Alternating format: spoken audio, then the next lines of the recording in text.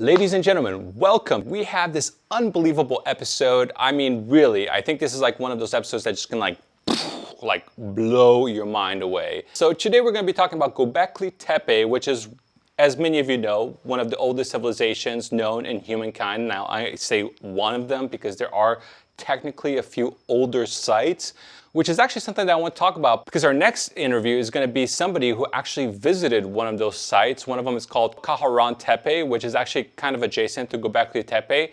And what's so exciting about this interview is that she is actually one of the first people to have ever been able to visit the site, because it was only this last September that the site was actually opened up to the public. You know, there's some really exciting things happening on this channel. I'm going to be having another interview with somebody who is technically an experiencer. If you don't know what that means, it's basically an alien abductee. And look, the footage that this individual has given me is just, it's unbelievable. Like, we're not just talking about like tens and tens of images that have been forensically verified, meaning I can tell that this footage came straight off his phone. And some of his footage was just, man, it was just like out of this world. And I'll just leave it at that. We're going to do an interview with this individual. It's going to be one of our first interviews for this new channel, which also I've provided a new logo for the channel. I think it's an improvement. You let me know in the comment section if you prefer this logo over the old logo.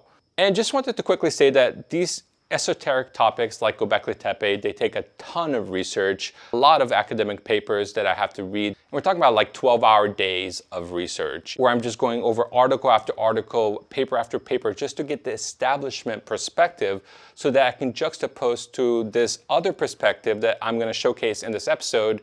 And look, you're going to find discoveries or things that you may not have heard anywhere else on the internet. Kind of surprised me that nobody had actually made that connection yet. So I really hope you enjoyed this episode. And if you do want to support us, we do have a Patreon link.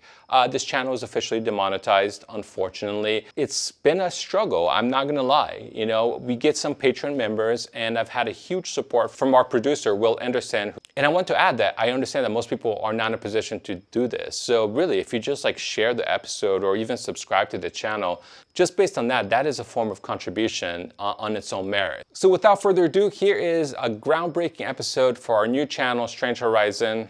Let's get on with this show. Modern scientists are still not sure what the hell the pyramid's function really is. Yeah, I should just believe that it's all, you know, ancient humans that somehow figured out the celestial calculations to create a number system that connects so neatly to our most important celestial bodies, including the sun and the moon, that just so happens to look the exact same size from our perspective. And good job on the pyramid, by the way, because it matches perfectly, not 43,201, not 42,999, it's 43,200 exactly, to amount to the polar radius of Earth if you go by NASA's geodetic satellite measurements.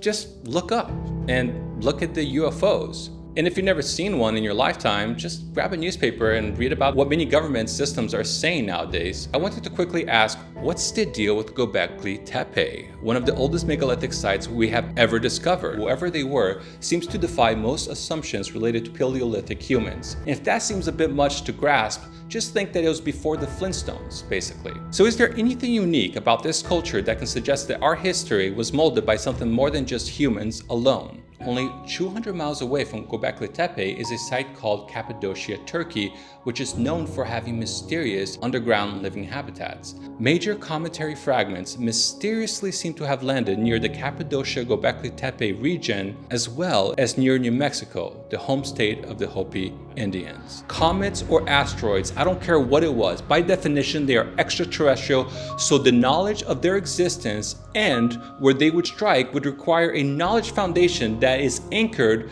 to an extraterrestrial source. Alien abduction victims who have claimed to have come across greys and what is termed reptilians are almost certainly wagging their fingers to the monitor saying, "I told you." But outside of the gods themselves, outside of the fact that the Dogon people claim that their sky gods provided them mathematical and metallurgical knowledge, and outside of the fact that the Egyptians have strange unexplained monuments, there is still a common thread we have yet to connect. And that is the Sirius star system. The same star that the Egyptians worshipped and that the Dogon people of West Africa claimed that it was a trinary system decades prior to NASA, which is where their sky gods, as I said earlier, Nomos, came from. It just happens to be the exact star system that apparently the people of Gobekli Tepe worshipped.